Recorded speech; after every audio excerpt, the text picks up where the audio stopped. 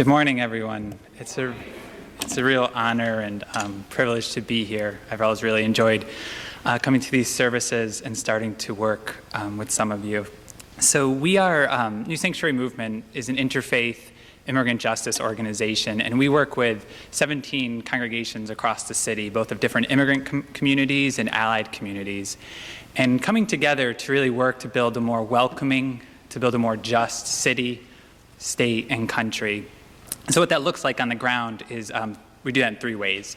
One is through education and leadership development, training people on the issues and how to work for change.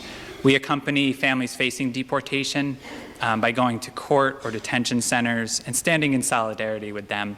And three, we organize communities to launch grassroots campaigns to stop anti-immigrant bills or policies.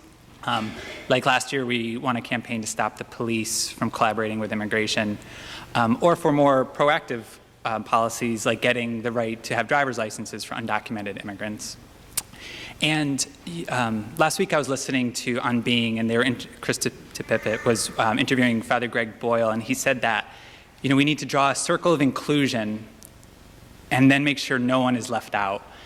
And I really loved the image of that I felt it gave a visual to what we've been striving for in our values.